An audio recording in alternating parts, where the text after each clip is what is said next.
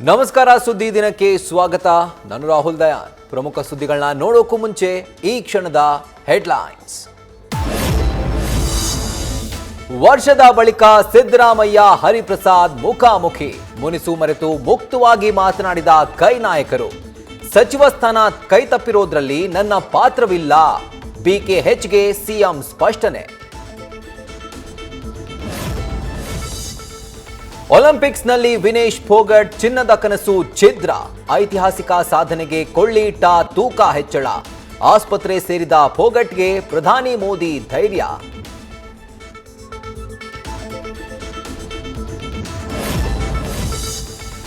ಬಾಂಗ್ಲಾದೇಶದಲ್ಲಿ ಹಿಂದೂಗಳೇ ಕಿಡಿಗೇಡಿಗಳ ಟಾರ್ಗೆಟ್. ದುಷ್ಕರ್ಮಿಗಳ ಅಟ್ಟಹಾಸಕ್ಕೆ ಬಿದ್ದಿಲ್ಲ ಬ್ರೇಕ್. ಮಾಜಿ ಪ್ರಧಾನಿ ಹಸೀನಾ ಸ್ಥಾನಕ್ಕೆ ಮತ್ತೊಬ್ಬರ ನೇಮಕ.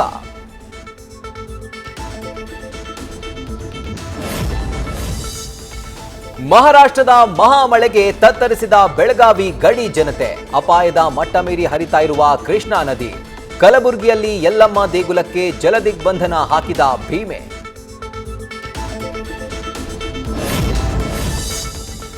ರೇಣುಕಾಸ್ವಾಮಿ ಕೊಲೆ ಪ್ರಕರಣದಲ್ಲಿ ಮಹತ್ವದ ಸಾಕ್ಷಿ. ವಶಕ್ಕೆ ಪಡೆದ ದರ್ಶನ್ ಬಟ್ಟಿಯಲ್ಲಿ ರಕ್ತದ ಕಲೆಗಳು ಪತ್ತೆ.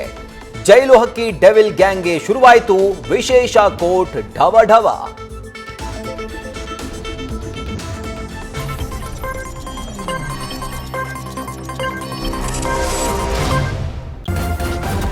ನ್ಯೂಸ್ ಫಸ್ಟ್ ನಿರ್ಭೀತಿಯಿಂದ ನಿಮ್ಮ ಪರವಾಗಿ.